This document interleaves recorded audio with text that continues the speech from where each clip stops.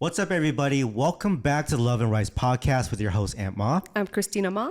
And we have our special guest again, Kelly, Lee, from Bling Empire. And thank you for coming back.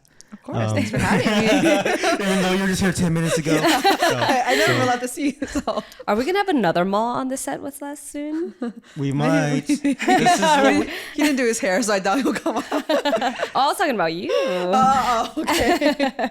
So I don't know if a lot of people know what you guys are talking about, but we're going to get to it. So something that I want to talk about is how you're able to go from the relationship that we all saw on Bling Empire with all the drama that everyone saw, and now finding love and having a baby in a short amount of time. We've been through that as well. You know, we dated for a year and then got married. 2 years. Is it?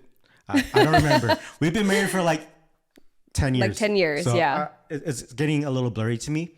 But going to you, how long were you with Andrew?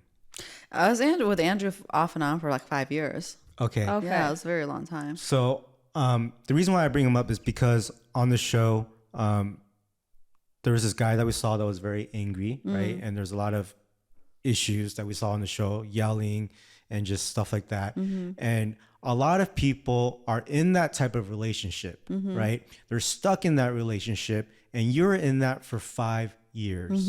You know, like at what point were you like, okay, this is enough, and you wanted to move forward? I think I had that point many times. Like, this is enough. I'm ready to move Yeah, forward. right? But it's just repetitive, and you can't let go. Yeah, it's pretty crazy once you're like in a cycle, I guess. You know, like I never really even know that I was in a cycle. Like, Yeah. you know. Were you thinking he was just like the only one and that's why? No, not at all. I think, you know, when you're in a relationship, when you care about somebody, you just trying to make it better and make it work, right?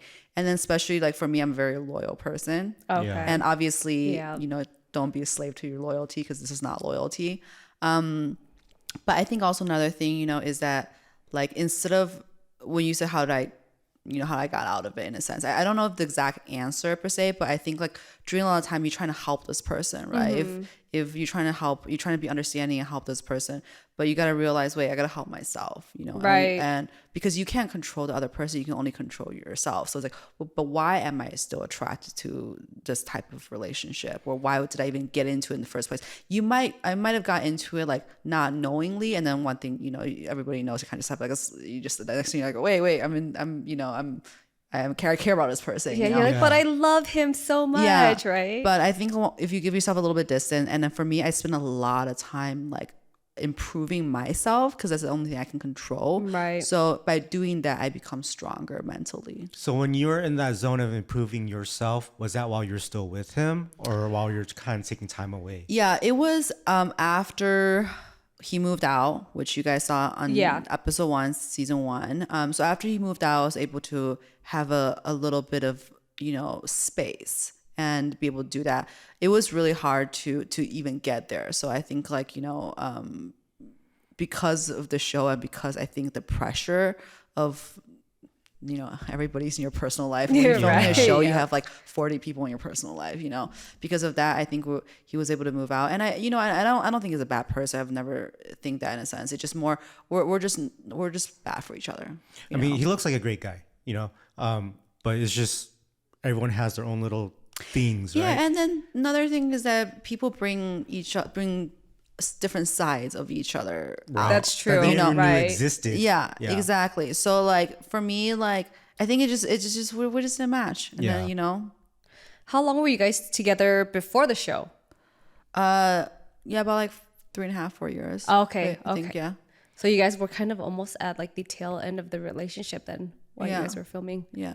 I think the hardest part that everyone, when they're in this situation, it's trying to get that space, because without the space, like you said, you can't really grow, right? And no one ever takes that step to get space. Yeah, and also it's hard when you're in that kind of like toxic relationship, because the other person doesn't want you to have the space either, and it's hard for to get that space, you know. But you know, you have to put your needs before that. Do you feel like, or did you even realize that the relationship was toxic, or that the way that he was treating you wasn't okay? Like before you even got into the show and you have like everyone giving you their opinions? Yes, but like obviously back in my mind, I was like, yes, but I don't think like it was I never labeled it. Like I think, even saying the word like I was in a toxic relationship, it still sounds really weird to me, but I think we should say that and just actually see things as it is. 'Cause I always feel like I think like we're not really being that honest with ourselves sometimes because we also want to sugarcoat ourselves.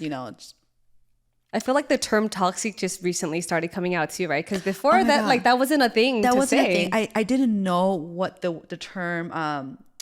Oh my god, what's it called? No. What was it? Lighting. What's that word I'm looking for?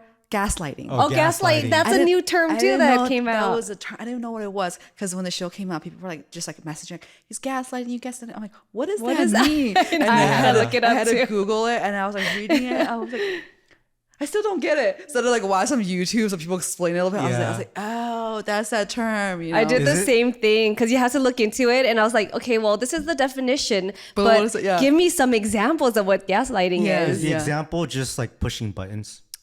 No, so basically like, it doesn't admit false, right? Like so like you say like if I'm like I'm like, hey, the drink is actually bad, and you're like, well, that's your fault because your taste bud's off. You're like blaming on the other person and making you always seem delusional instead of like accepting the fault, or it's like, oh yeah, I'm sorry, let me make you a new one.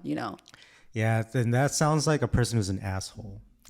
Pretty much. Or it's like you're having an argument, and then like say if your partner comes to you and they have a problem that they have, right? Like, oh, I feel like we don't communicate.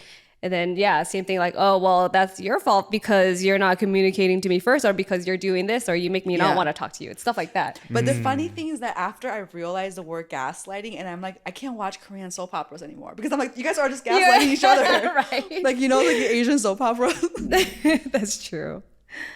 That's crazy. That just shows how old I'm getting because I had no idea that's what gaslighting meant. Okay. Usually when I hear about it now, though, it's always more so like on the males, right? They're always like, oh, the guys always tend to gaslight the women, but it's not so much of like the women gaslighting the guys. I think it go both ways. It can go both ways, but then that's when I would start hearing it, and it's like, oh, is he gaslighting you? And I'm like, whoa, what is going on right now? That's funny. That's why you haven't heard of it. That's a lot of drama right there. So, okay, after some point in the show, you guys broke it off and you guys got your space. And how long were you single until you met your next person? So I said, I'm not dating anybody for 6 months. So no dates and just wanted to be by myself. Yeah. Because also another thing I realized that earlier in my relationships, I tend to jump from one relationship to next. Okay. I think a lot of people do that. Like I don't really give myself this proper space because I feel like as soon as I'm single, somebody asks me, I'm like, yeah, sure. And then, somebody else, oh, okay, yeah, sure. And then like I think I had a problem saying no. I'm like, wait, hold on. What do I want? I don't want to be in a relationship, or I don't want to date. Right. So I gave 6 months to myself and just did you do it? I did. 6 months? I did. Nice. 6 months. Yes. Okay. 6 months was, yes, exactly. And then, and then I think because I was able to give myself the space and, have new energy come in, I think just happened. The reason why I got so happy when you said that you did pass that 6 months is because I had that same thought when I broke up with my long-term relationship. And then I met her and I was like, I don't want a girlfriend. And I ended up marrying her. Yeah, we're both on the same page. We both got out of like really bad relationships. Yeah. So we're with that person for like maybe 3 to 4 years. Yeah. And it was crazy too because our relationship was so toxic in the beginning because we like got out of these bad relationships and then that energy was still there. Yeah. And we didn't get to heal. So yeah. So props to you. Like 6 months sounds like such a short amount of time, but actually committing to it and not letting anyone in, like that actually feels like a really long time. It was just because I think it's like, again, people was like when I had a lot of people ask me on, like a lot of guys asked me on dates at that time, and then I was like, seems like, what if this is like my soulmate? I'm missing a chance. Like, but I know that for me, I needed that space. Yeah. Because otherwise, I wouldn't be able to give myself the best version of myself to the next relationship, next person. So how long did it take for you to meet the guy that you're with now? I met Will in October. So I don't know, 8-9 months. I don't know. Something wow. like Okay, that. yeah, that's not bad. Or something. I can't do math, but yeah, something like that. That sounds about But you're right. Asian. You're supposed to be able to. I'm a bad You know Asian. how bad math I am? I'm a Bad college Asian. dropout. Yeah, sure. We all don't know math. Okay, so that's not bad. 8-9 months. That's like your actual that's the normal time lanes where you're just like, okay, maybe I should start again. And I guess now from meeting him 8 to 9 months later, and now you guys have a baby. Wait. I want to know how you guys met first, though. We're jumping a chapter, right? All right. Well, the funny thing is, when you said that, like, oh, I'm ready to date again. Yeah. We actually didn't even like our first date wasn't even like, we didn't even, we both, I don't think we said, hey, we're going on a date. It was more like, hey, we're hanging out and just like talking about stuff. And the next thing, one thing led to another, you know? So it was all very organic. So we met because, season 3, we went to San Francisco to film. And there was a scene that we filmed in Chinatown, San Francisco. And unfortunately, it didn't make the final cut. So it's not in there. But he was, you know, just on the street, I guess. And then Kane just like ran after him and was like, Kane would run after anybody who's good looking. I can picture him doing that. Just like good looking. Yeah. You know, 'cause he's like, he wants to be my matchmaker. So he was like, okay, I oh, can this see that guy's cute. happening. I'm going to run after him, ask if he's single, and I'm going to hook him up with Kelly kind of thing. So that's how it happened. And, it was like, we didn't really exchange phone numbers or anything like that. But actually afterwards, you know, I actually remember seeing him on the news before because he does a lot of stuff for Asian hate. And that's a cause I'm very, very passionate about. So I wanted to connect with him to see how I can give him some resources or, you know, how I can help, because I know he actually does groundwork and actually do work that are effective instead of me just donating money and not knowing where the money goes or what impact I actually made. Right. So when I reached out to him, the first conversation we had, I think, was like over like an hour and a half long. And I actually cried on some of the stories over the phone, on some of the stories that he's told me. And about Asian hate stuff? About Asian hate stuff and just the stuff that he had to deal with and the stuff that, you know, some of the people that he helped, you know, and it's very, very heartbreaking just because, you know, like, you know, when a grandma or grandpa gets hurt, it's like, you know, it's your own grandma, grandpa, you know, like, you think about that. So, so that's how, you know, we kind of start talking. And then and since the first time we talked, we pretty much talked every single day, but there wasn't any, like, we weren't like romancing, like, you know, each other, like, but we're pretty much in contact every single day. And then 3 weeks after that, I was, going to San Francisco for only one night for a meeting. Actually, I wasn't going to go for one night. I'm sorry. I had a meeting on a Monday. I said, hey, if I come out on Sunday, are you like free to meet and grab coffee, right? Oh wow, yeah. And again, wasn't anything like romantic. So we have Sundays off and Mondays are office day. So Mondays normally when I do all my work, and Tuesday to Saturday we film. So like our schedule is really crazy. So Sunday is my only day off. So I flew in earlier, and we're supposed to only just get coffee. I didn't know he didn't drink coffee. But oh wow! But he was like, "I'm gonna come out just for you." But we ended up spending over 10 hours together. Oh wow! And I didn't get any of my work done that I was supposed to do for my next day meeting. And you know, it turned into probably the most amazing date I've ever had in my life. Really? And I think it's what made it special? It's just a conversation. Everything just clicked. Like, it's kind of like, you know, I'm sure you guys had that since you guys, you know, got married at such a short period after dating. You guys are still together. Yeah. It's just like when you know, and I've always heard that people say, oh, when you meet the person, you know. I was like, okay, that's BS. But, right. But you know, when we met and we just clicked, I was like, this is my person. And you know, and he felt the same way. And there was just never any conflict and issues. Like I didn't know relationships could be like this. Yeah. You know. I feel like awesome. because there was no pressure and then there weren't like any expectations, you guys just kind of like got together in a sense of like building a connection and having those like casual conversations, and that's probably how it happened. So it was more like on an intellectual level. It's definitely the no pressure thing. Yeah. I think that's what it is, because you weren't looking for something and then you weren't chasing anything, and just everything just kind of happened, and you like talking to someone, and it just got better and better. It just exactly. Like now we've been together for 2 years. We just, you know, our anniversary was 2 days ago, but we still really haven't had like a big fight or anything. You know, every issue we have, conflicts we have, we talk it out. We talk like very maturely, and I just never had that before. It's shocking, right? It's so crazy that you can, like have a very logical conversation about issues and problems and not getting into a fight. And then when you're on the same team and you're like, let's just figure this out together. It's not you against me. It's that how do we figure this out? How do we solve this problem together? And it's just, it's when I met him, I was just like instantly, it's like, you're my best friend, Aww. like, nice. Yeah, it was really great. So when are you guys getting married? I don't know. I think you're like an Asian dad. I mean, it sounds all good right now. You know what I mean? I don't think we need a hurt rush, to be honest, because I think for me, this is just me again. I'm not saying for everybody else, but for me, I think marriage is a piece of paper, and I think for what's really important is the commitment between two people, and we have that. You know? I'm just saying because I heard his last name is Ma. Yeah, so, we can all be Ma's. Yeah, that's what I'm asking for. I heard it's pretty cool to be a Ma. I'll keep that in mind. Yeah, they're gonna do it just because of that. Yeah, I mean, there's so many chapels here in Vegas. There's one with Elvis. We got married in Vegas actually. Okay. So we're originally from LA, and we came out to Vegas to get married. We wanted to get eloped because we were trying to like cut down the eloping. Well, okay, not elope, but so we're trying to have like a destination wedding. Okay. Yeah, and then I mean, okay, so when you get married and your parents are involved, they like to invite everybody. You know what I mean? Like family that you've never met before. Distant family, like, friends of friends. Right? You have your dinner, you're like, who's this guy? Who's that guy? That's an Asian wedding. I know. Right? So I didn't want that. I'm like, no, my parents know too many people. So that was like, if we go to Vegas, maybe they won't invite all these people.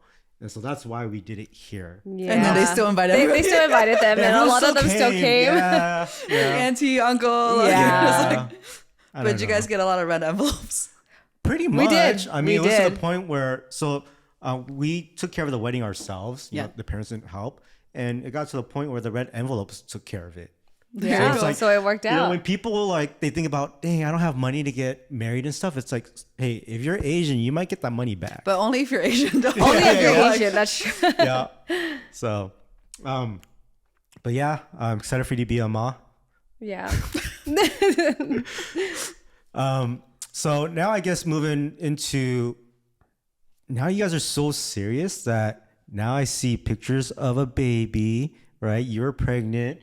And so how long from when you guys met till you were pregnant? Oh, I'm really, again, thinking about never do math. That's the mom brain right now, right? Oh, That's yeah. what you had. Exactly. I still have it. So 9 months. 9 months and you guys had a baby. 10 months. So I'm assuming Wow, that you guys it moved wasn't fast. planned. Well, no, like a pregnancy, like not like I had a baby. Not that it wasn't planned. It was planned because we were already at the time talking about trying at the end of the year. Really? So yeah, and then I think I got pregnant in like July or August. So just a few months before. Wow. So that talk's already had, and then we was planning on starting a family. And you guys just went straight for it. And it just happened. That's awesome. So do you think having the baby so soon in this early of a relationship, how has that impacted the relationship? I get what you guys. Yeah, I think I want to say impacted, but it didn't in a sense, because I think impact in a way of definitely we don't really have much of like alone time, right? But we still try our best to make it out for date nights.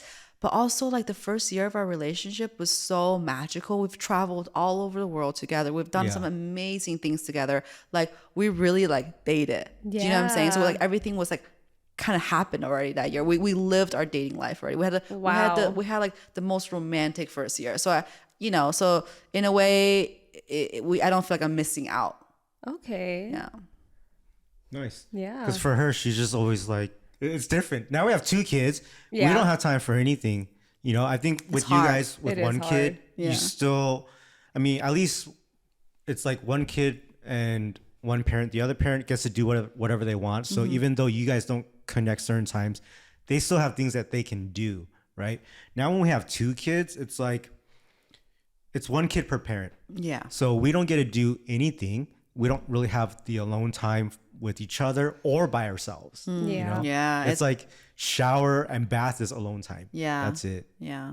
Yeah. Yeah. Well, I mean, with our dynamic, I feel like I deal with both of the kids, and then you have to work more because we have 2 kids to take care of. Yeah. No, So, for sure. yeah. It's hard. My mom helps a lot, which is Oh, that great, makes a you know. difference. So, and then we have a little bit of we do have help and support, which is nice, but my mom helps a lot. Has she been there since the beginning? With She has. That's awesome. She has. Because both sets of grandparents didn't want to be around the infants because they were too scared.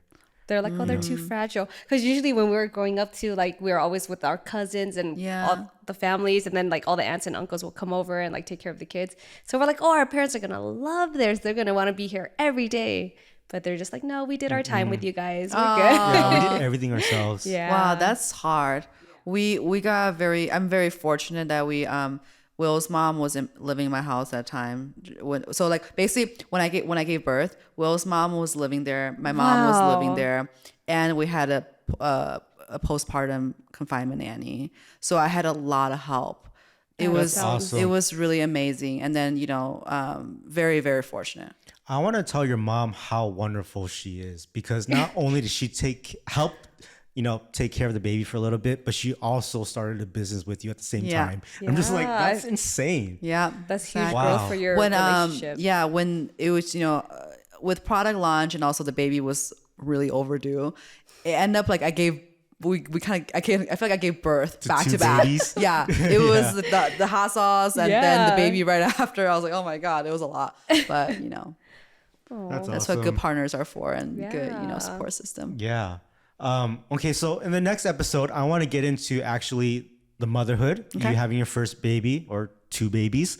And so thank you for being on this episode. Guys, pleasure. Make sure you follow Love and Rice Podcast on YouTube, Spotify, Apple, Google, Amazon, and all podcast platforms. And don't forget to follow Kelly as well. Yes. We'll leave her links below. Everything will be in the description box, and go check her out, and we'll see you guys next time. Peace out.